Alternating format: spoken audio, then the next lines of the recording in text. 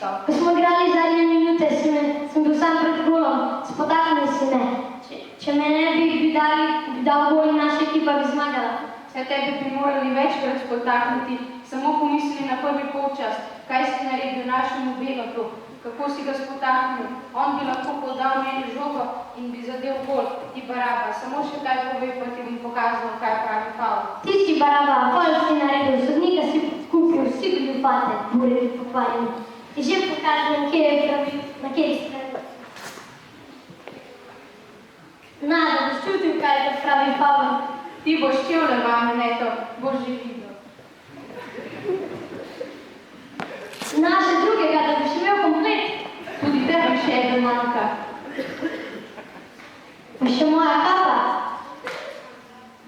Pa na hrbti. Zdaj te nam pa dovolj, Jurek. Mi smo tebe dovolj. Pavle si naredil laži. Ti si naredil faul. Nisem ga. O, poglej, Rediča, kako se veselita. Grej, da ti spravim dol. Ti mi pridi mi pomaga, da je dol spravim. Eden navija zame, drugi pa zate. Že grem.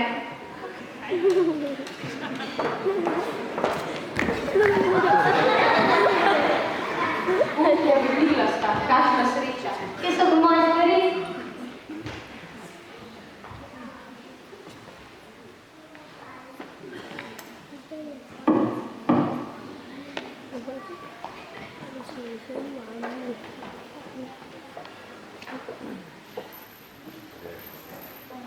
Oprosti, prehitro sem se razjezdil.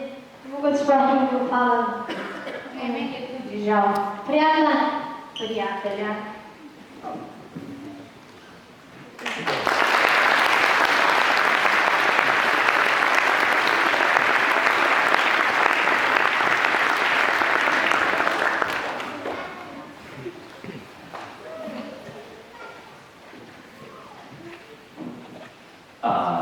Nik pa Tim, upam, da z nekaj boš podval, kako pride dol.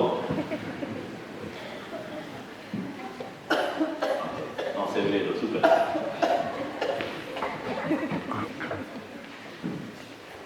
Dobro.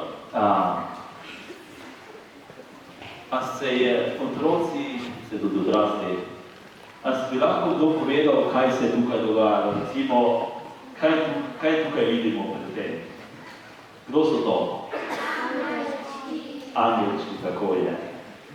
Kaj pa recimo ta dva tukaj, zvestica, kdo pa sta ta dva? Torej, bom rekel ena dva.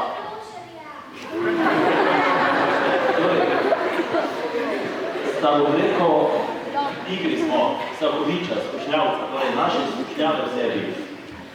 Kaj pa ta dva? Kdo sta ta dva? Kaj se je zgodilo, da sta tako eden drugega obmetala? Kako? Torej, Tim je Marko to naredil prekršek na nogometu. In kaj se, če ste razumeli, samo če to sprašujem, kaj sta recimo predstavila tukaj dva hudiča, kaj sta ona počela narediti, kaj sta delala? Prosim?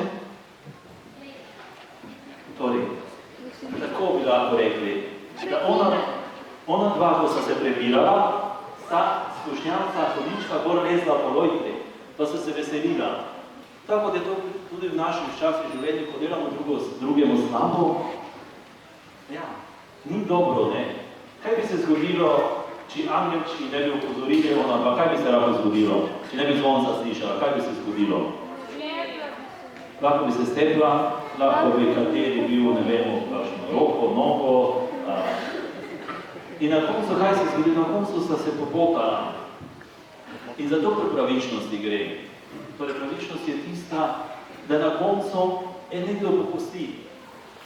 Če bi zdaj Marko in Tim v nedogled se obmetala, lahko več nikoli ni bila prijatelja, na koncu sta spoznala, da če nekomu odpustimo, pa ne gre se za to, da se kdo koga ustraši, ko odpusti, ampak če nekdo popusti eno odpuščanje in lahko pride do ene dobrote, ene ljubezni, eno spoštovanju in lahko potem pravično dobrota zmaga. Jaz sem se spomnil, recimo, pravičnost bi lahko veliko govorilo.